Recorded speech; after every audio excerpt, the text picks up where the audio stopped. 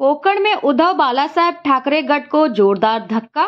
पूर्व विधायक राजन साल्वी ने सैकड़ों समर्थकों के साथ उप मुख्यमंत्री एकनाथ शिंदे की उपस्थिति में मशाल छोड़ पकड़ा धनुष बाण। मराठी आदमी को वो पुरस्कार दिया जिसका मुझे अभिमान है। सिर्फ मुझसे देश पिछड़े लोगों ने महान शिंदे का अपमान किया, साहित्यकारों का अपमान किया, साथ ही शरद पवार का भी अपमान किया। यह पेट दर्द कभी बंद नहीं होगा क्योंकि वो कंपाउंडर से दवाई लेते हैं। उनको अच्छे डॉक्टर को दिखाना चाहिए। इस तरह की जोरदार टिप्पणी शिवसेना के मुख्य नेता एवं राज्य के उप मुख्यमंत्री एकनाथ शिंदे ने की। ठाणे के आनंद आश्रम में राजापुर लाजा मतदार संघ के उभाटा गढ़ के पूर्व विधायक राजन साल्वी ने अपने सैकड़ों समर्थकों के साथ उप मुख्यमंत्री एकनाथ शिंदे की उपस्थिति में शिवसेना में प्रवेश किया, जिसमें उप जिला प्रमुख, पंचायत समिति, नगराध्यक्ष, नगर सेवक, सभापति, युवा सेना के पदाधिकारी सभी का समावेश। रत्नागिरी जिला पूर्ण भगवामय करना है, ऐसा विश्वास रत्नागिरी के पालक मंत्री उदय सामंत ने व्यक्त किया।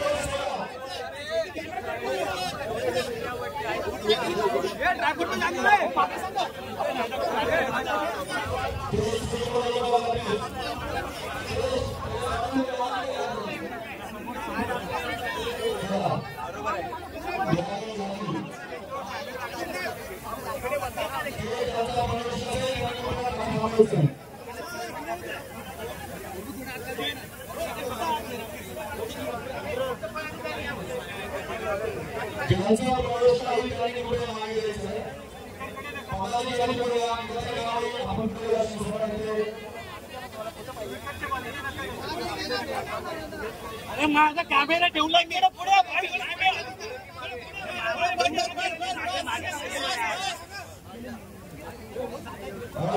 माझी एलसीडी तोडशी अरे बाबा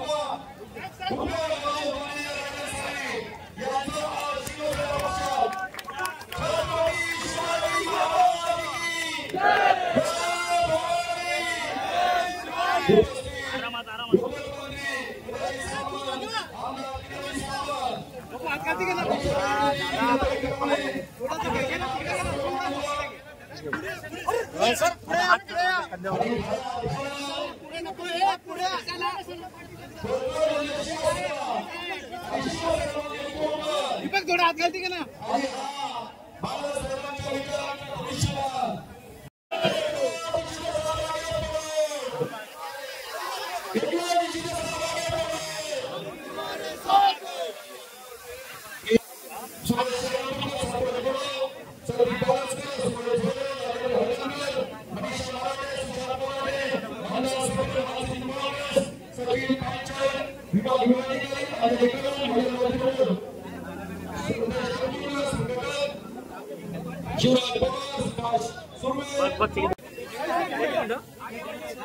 चला मागे वा आणि बोला छत्रपती शिवाजी महाराज की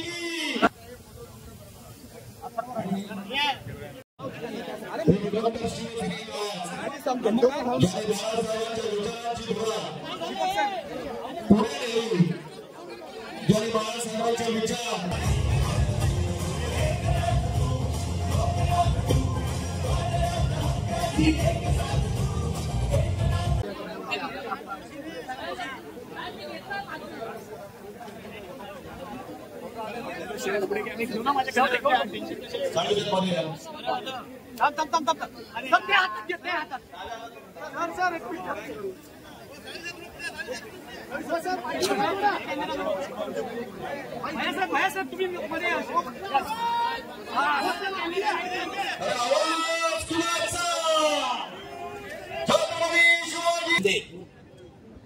यांच्या नावाचा महादेव शिंदे राष्ट्र गौरव पुरस्कार हा मला त्यांनी जाहीर केल्यानंतर खरं म्हणजे हा मोठा पुरस्कार आहे.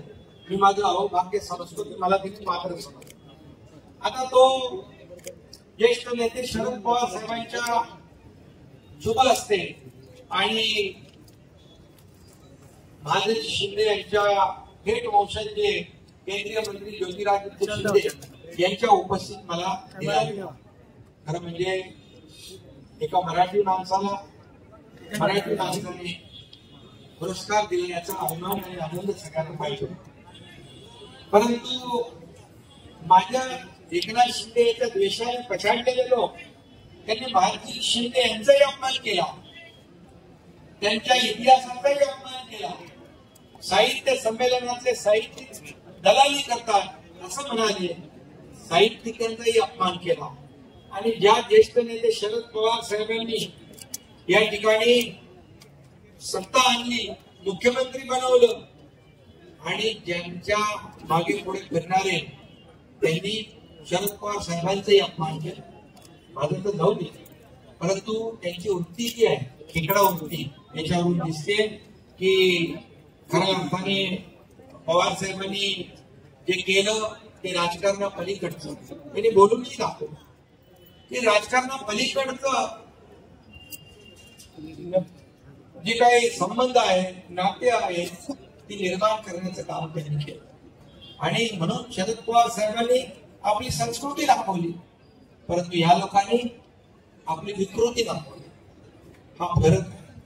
शरद पवार साहेबांनी हा एकनाथ शिंदे कसा घडला, कसा त्यांनी ठाण्याचा विकास केला, महाराष्ट्राचा विकास केला आणि नागरी शहरी ग्रामीण भागाची जाण असणारा हा एकनाथ शिंदे असं त्यांनी उल्लेख केला. कारण मी दिवस रात्र मेहनत केली, पायाला भिंगरी लावून फिरलो आणि म्हणून आधीच्या मुख्यमंत्र्यांची काम आणि माझं काम हे त्यांना माहीत होतं. कारण त्या मुख्यमंत्र्यांच्या बद्दल त्यांनी स्वतःच्या पुस्तकातच लिहिलं की घरात बसून राज्य कारभार करता येत नाही, राज्य ओळखता येत नाही, राज्य कारभार समजत नाही. आणि म्हणून मी एवढंच सांगतो, ही विकृती आहे, ही पोटदुखी आहे. खरं म्हणजे मी आपल्याला सांगेल की पोटदुखी कधी थांबणार, कधीच थांबणार नाही. कारण ते कंपाऊंडर कडून औषध घेतात, त्यांनी चांगल्या डॉक्टर कडून औषध घ्यायला पाहिजे, समज तेव्हा पोटदुखी थांबणार. अरे आपल्या खासदारांवर अविश्वास दाखवण्याचा हा प्रकार आहे. तुमचा विश्वास असला पाहिजे आपल्या आमदारांवर, खासदारांवर. काय ही वेळ आली तुमच्यावर? आणि जेव्हा एखाद्यावर अविश्वास दाखवला, माझ्यावर देखील अविश्वास दाखवला, माझा देखील खच्चीकरण करण्याचा प्रयत्न केला, शिवसेनेचं खच्चीकरण होताना मी पाहू शकत नाही. आणि म्हणून आता हे आमदारांवर, खासदारांवर लक्ष ठेवणं, वॉच ठेवणं, त्यांच्या मागे माणसं पाठवणं म्हणजे काय? अविश्वास. हे का असं वेळ आली याचं आत्मचिंतन करा, आत्मपरीक्षण करा. माझ्याकडे येतात त्यांचं मी स्वागत करतो खुल्या मनाने.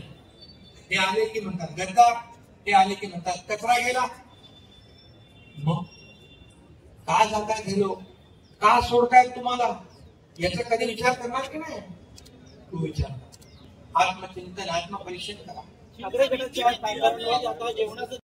हजारो लाखो कार्यकर्ते, शिवसेनेचे आमचे नेते जे आता आहेत ते त्यांनी देखील, मग रामदास कदम असतील, आपले अडसूळ असतील, काही केतीकर असतील, अनेक आमचे नेते आमदार खासदार मंत्री जी ओवाळून टाकायची तयारी होती. घराघरावर दोषीपत्र घेऊन काम करत होतो आम्ही लोक. तेव्हा कुठे होते हे लोक? किती केसेस झाल्या बाबा. आणि म्हणून हे बाळासाहेब होते. आता हे मेनू कार्ड एक खाऊ नका, इथे जा, इथे जाऊ नका. शरद पवार साहेबांवर अविश्वास दाखवणे हे दुर्दैवी आहे. शरद पवार साहेबांनी कधीही त्यांचे मित्र त्यांनी बनवलेले सवाल है, कौन किसको, हम लोग तो ऐसे बोलेंगे नहीं कि इसने उसको मिलना नहीं, उसने उसको मिलना नहीं. जिसको मिलना लोकशाही में मिले. पहले तो बोलते थे क्या दिल्ली के सामने घुटने टेकते, अभी क्या करते हैं? शरद साहेबांपेक्षा मोठे आहे. शिवचना जन्मदिवस आणि तोच धागा पकडून, कारण माझा सुद्धा जन्म 9 जुलैला भाई, आणि 9 तारीख पडली की शुभ असते उदयजी. आणि मग 9 तारखेला सकाळी भाईंना भेटलो, भाईंचे आशीर्वाद घेतले आणि भाईंना म्हटलं की मला आता कुटुंबातला एक सदस्य छोटा भाऊ मागे राहिला होता, तो तुमच्या परिवारामध्ये परत येऊ इच्छितो अशी इच्छा व्यक्त केली. आणि माझ्यासोबत माझ्या मतदारसंघातले अनेक मंडळी आपल्या शिवसेनेमध्ये येऊ इच्छितात अशा ती इच्छा व्यक्त केली. आणि आजचा हा सुवर्ण दिवस निघाला. मी खरोखर स्वतः नशिबान समजतो, कारण ही जागा पवित्र आहे. धर्मवीर आनंदजी साहेबांच्या स्पर्शाने ही जागा पवित्र झालेली आहे. त्यांच्या अधिपत्याखाली शिंदे साहेबांनी इथून उभं राहिलं हे संपूर्ण महाराष्ट्राने आणि संपूर्ण देशाने पाहिलेलं आहे. आणि मला आठवतो तो प्रसंग भाई की वंदनीय शिवसेना आशीर्वादाने मी 2000 साली जिल्हा प्रमुख झालो. आणि जिल्हा प्रमुख झाल्यानंतर या ठिकाणी स्वतः दिघे साहेबांनी माझ्या ठिकाणी सत्कार सन्मान केला होता आपल्या मठामध्ये. आणि पुन्हा एकदा एवढ्या वर्षानंतर शिंदे साहेबांनी या ठिकाणी माझा सत्कार सन्मान केला, त्या कुटुंबाने सामावून घेतला. मी खरोखर स्वतःला नशिबान समजतो. आज या ठिकाणी माझ्या डोळ्यामध्ये, दोन्ही डोळ्यामध्ये अश्रू आहेत. एका डोळ्यामध्ये बाई दुःखाश्रू आहे. गेली 38 वर्ष शिवसेना प्रमुखांच्या आशीर्वादाने शिवसेनेचं काम करत असताना नगरसेवक, नगराध्यक्ष, शिवसेनेचा जिल्हा प्रमुख आणि त्यानंतर 2009, 2014, 2019 त्या कालावधीमध्ये मी आमदार होऊ शकलो. नंतर शिवसेना उपनेता झालो. या संपूर्ण वाटचालीमध्ये सर्वसामान्य कुटुंबातला सदस्य एवढ्या मोठ्या पदावरती पोहोचला आणि तो पक्ष मला आज मागे टाकून सोडून मला आता नवीन प्रवाहामध्ये यावं लागतंय. त्यामुळे माझ्या डोळ्यामध्ये नक्कीच दुःखाश्रू आहेत आणि दुसऱ्या डोळ्यामध्ये आनंदाश्रू आहेत. कारण कुटुंबातला सदस्य म्हणून भाईने माझ्यावरती प्रेम केलं. 2009ची निवडणूक, त्या निवडणुकीमध्ये भाई आणि आम्ही त्या ठिकाणी विधानसभेमध्ये असेल त्या काळापासून आम्ही 9 आणि 14, 19, 2022 पर्यंत भाईने मला कुटुंबातला एक छोटा भाऊ म्हणून मार्गदर्शन, दिशा आणि सहकार्य केलं. त्या भावनेने निश्चितपणे पुढे गेलो आणि भविष्यातल्या कालखंडामध्ये सुद्धा पुढे जायचा निर्णय घेतला.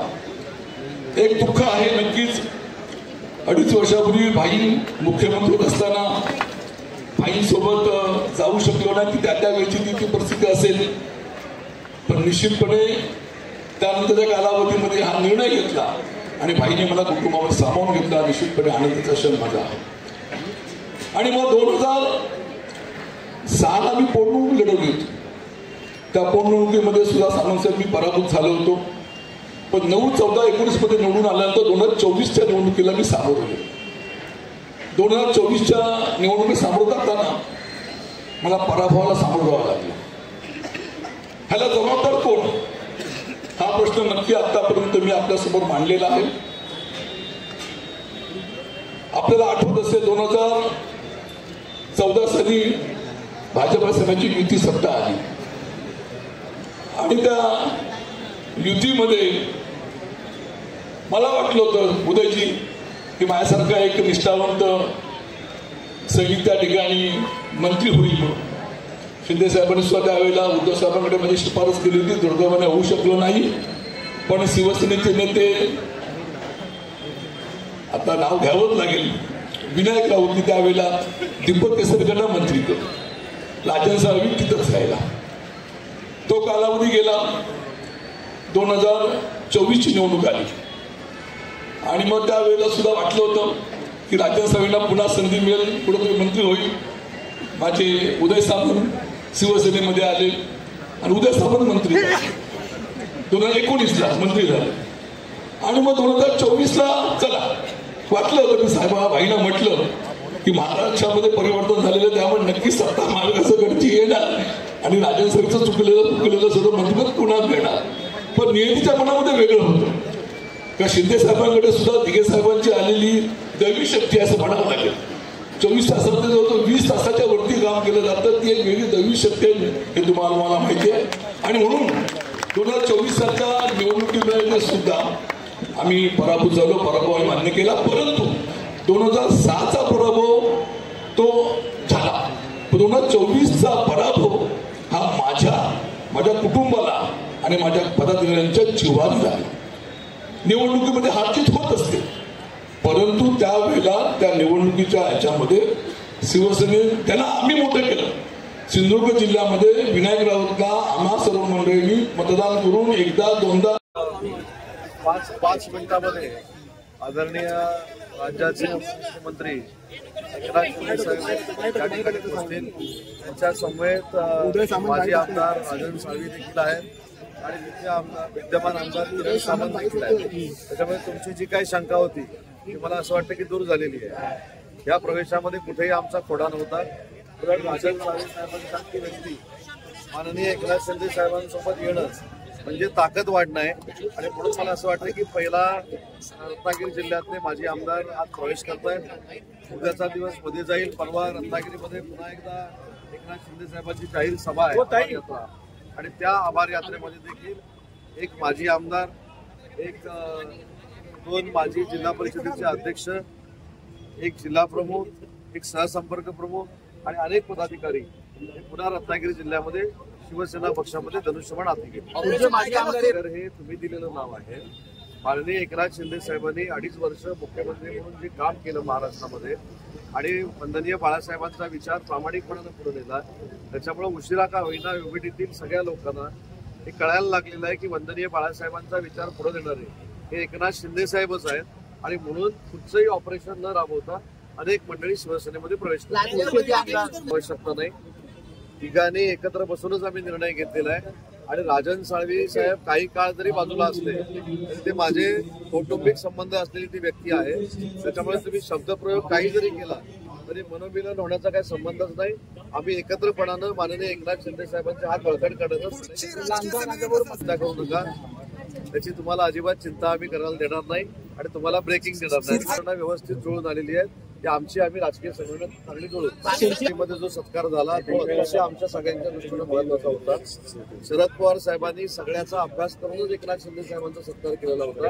परंतु एकनाथ शिंदे साहेबांचा सत्कार केल्यामुळं काही लोकांनी आता जेवणावर देखील बंधनं आणलेली आहेत की आमदारांनी खासदारांनी जेवायला जात असताना परवानगी घ्यावी अशा पद्धतीच्या सूचना काहीतरी मिळालेल्या आहेत. मला फक्त भीती एवढीच वाटते की भविष्यामध्ये काय जेवावे याचे आदेश देऊ नये. नेतृत्वाखाली आम्ही सगळे काम करतो. त्याच्यामुळे राजन साळवी साहेबांवर जी एकनाथ शिंदे साहेब संघटनेची जबाबदारी देतील ती मान्य करून आम्ही पुढे जाऊ. काही मागितलं नाही आणि कुठचं आश्वासन दिलं नाही. एक नेता ज्यावेळी कुठच्याही आश्वासनाशिवाय पक्षामध्ये प्रवेश करतो, शिंदे साहेबांचं नेतृत्व स्वीकारतो, त्या व्यक्तीला शिंदे साहेब वाऱ्यावर सोडणार नाही. त्याची आम्हाला पण आता विरोधक अशी टीका काय बोलतात त्याच्यापेक्षा राजन साळवी साहेबांचा प्रवेश आमच्या दृष्टीनं महत्वाचा आहे. आणि या सगळ्या प्रवेशानंतर मी एवढंच सांगतो की येणाऱ्या स्थानिक स्वराज्य संस्थांमध्ये अजून जे प्रवेश होत आहेत परवा त्या प्रवेशानंतर स्थानिक स्वराज्य संस्थेमध्ये शिवसेनेचा भगवा, महायुतीचा भगवा प्रत्येक स्थानिक स्वराज्य संस्थेवर पडते. संदेश तिवारी, मैं राजापुर लांजा और साकरका जो विधानसभा क्षेत्र है, इस क्षेत्र का युवा सदी का मुंबई से संपर्क प्रमुख हूँ. आज आदरणीय राजन जी सालवी साहब का आज शिवसेना में आज पक्ष प्रवेश हो रहा है। उसी हिसाब से राजापुर विधानसभा मतदार संघ के 600 से 650 पदाधिकारी आज साथ के साथ प्रवेश कर रहे हैं और यहाँ के जाने के बाद राजापुर, लांजा, साकरपा विधानसभा क्षेत्र हो या रत्नागिरी जिला हो, उस जिले में टोटल कम से कम 15 से 17,000 लोग कार्यकर्ता पदाधिकारी आने वाले कुछ दिनों में सालवी साहब के साथ रहेंगे। सालवी साहब के साथ उनका पक्ष प्रवेश होगा और एक बड़ा समर्थन इसके आगे आदरणीय सालवी साहब को मिलेगा। मेरा नाम है आदरणीय पक्ष प्रमुख उद्धव साहब जी ने जो भी बोला होगा, मैं एक बहुत छोटा कार्यकर्ता हूँ। सम्माननीय ठाकरे परिवार के उनके कहने पर मैं बोलने वाला या कुछ बात करने के लिए मैं उनके मतलब बात नहीं कर सकता उनके खिलाफ, क्योंकि वो हमारे ठाकरे परिवार वंदनीय बाला साहब जी का जो परिवार है, उनके यहाँ पे बात करना मेरे जैसे छोटे कार्यकर्ता को शोभा नहीं देगा। इसके लिए आदरणीय उद्धव साहब जी जो बोला है उसके ऊपर मैं बातचीत करना नहीं चाहता। वो हार गए, इसी वजह से खाली पद आज पक्ष प्रवेश नहीं कर रहे, लेकिन 2006 का पराभव और 2024 का पराभव इसमें बहुत फर्क है।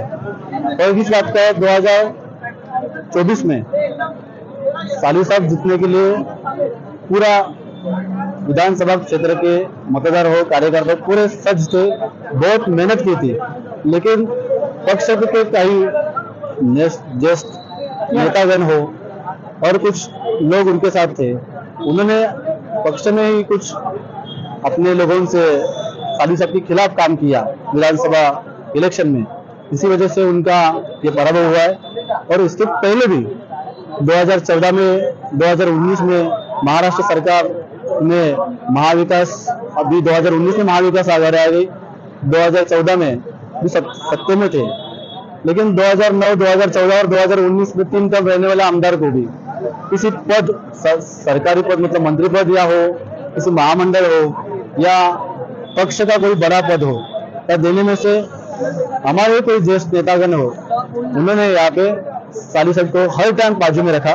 इसी वजह से वो नाराज हो गए और उन्होंने इस टाइम आदरणीय पक्ष प्रमुख साहब को उन्होंने मिलने के बाद भी वो शांत रहे, लेकिन सब कार्यकर्ताओं ने बोला कि साहब हमारे लिए आपको कुछ ना कुछ निर्णय लेना होगा, से आप आज करने का निर्णय ले लिया है। शिंदे साहब 100% कॉमन मैन है, जो ग्रास रूट में काम करने वाले जो कार्यकर्ता होते उसी हिसाब से शिंदे साहब है, और वही देख के राजन सर ने आज पक्ष प्रवेश किया है।